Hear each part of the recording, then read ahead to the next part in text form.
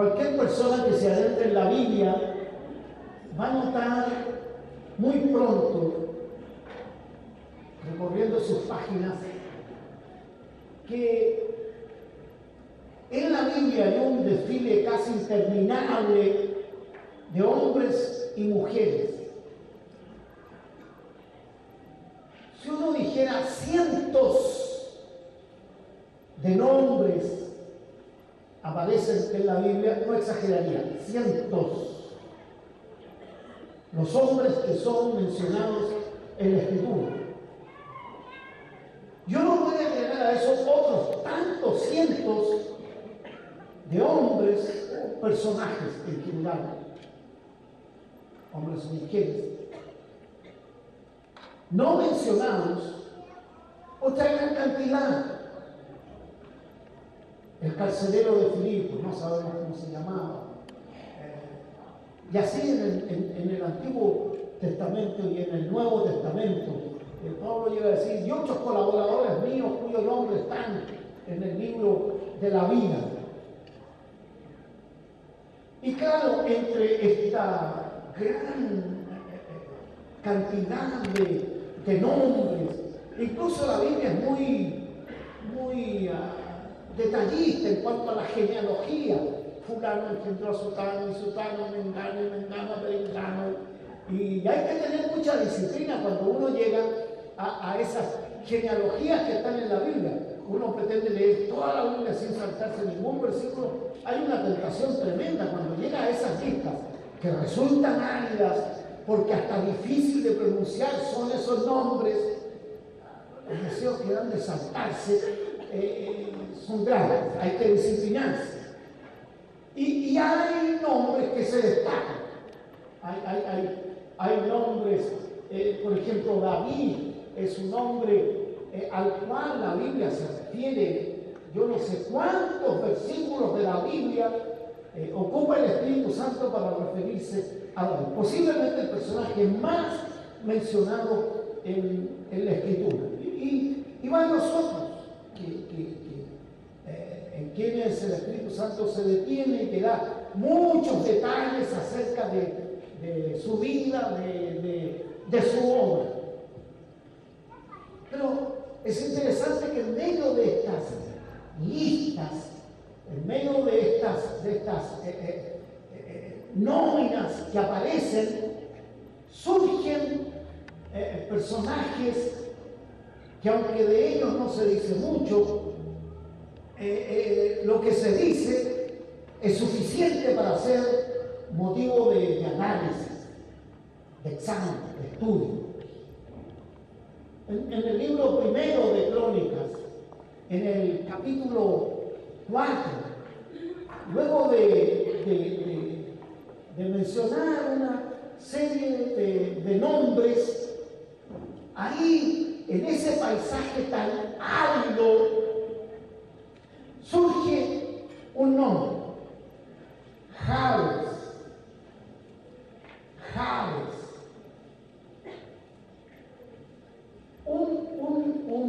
Un personaje, un hombre que estará mencionado solo 2 o 3 veces en la Biblia. Con toda seguridad, solo 2 veces. Solo se menciona su nombre. Es interesante porque la Biblia le asigna importancia a los nombres. Los nombres tienen sentido, tienen significado.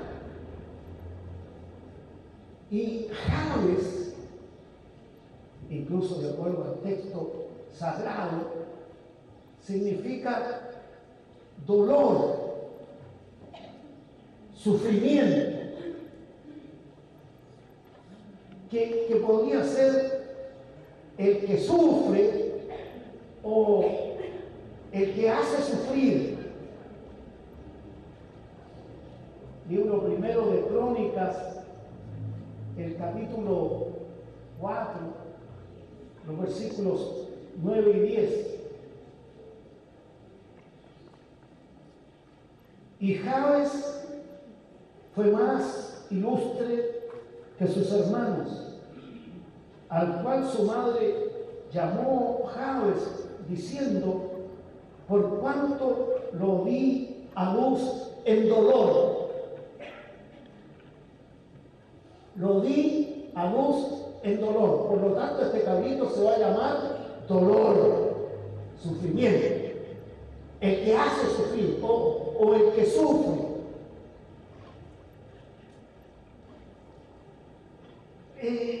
Se ha tratado de descifrar qué es lo que significa esa afirmación de esta mano. Se ha tratado de definir. Claro, ha habido muchas especulaciones. ¿Por qué la madre de Jabes lo llamó así? Lo único que dice: porque lo di a luz en dolor,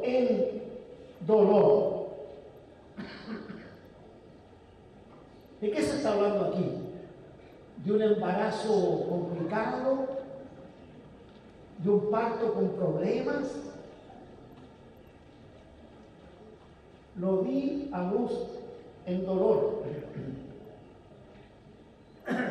Algunos, de alguna manera, han arribado a la conclusión de que más bien la idea sería que el padre de esta criatura abandonó a la madre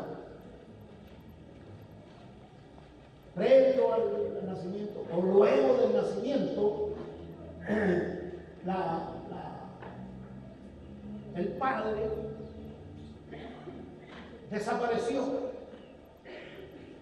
Y entonces esto del dolor tendría más que ver que con lo físico, tendría que ver con una angustia, un sufrimiento moral, algo que tiene que ver más bien con los sentimientos, con las emociones.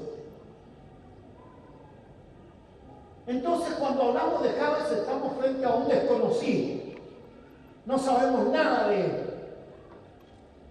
Estamos frente a un hombre, ¿cómo podríamos decirlo?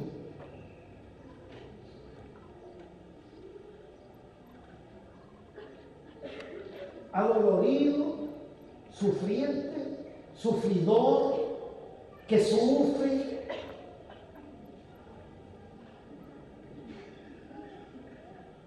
Jabes.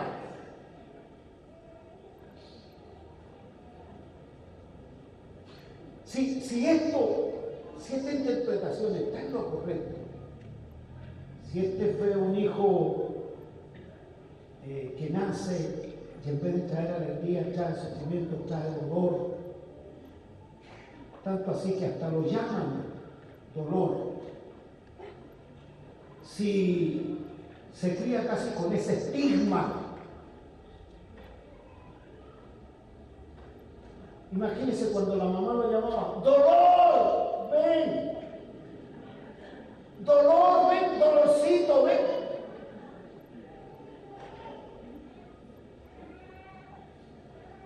Con estos antecedentes, uno podría suponer que este es un hombre que pudo haber crecido con un grave resentimiento, con una profunda amargura. Pudo haber sido amargado, resentido. Pero el versículo siguiente, el versículo 10, dice que era más noble que sus hermanos.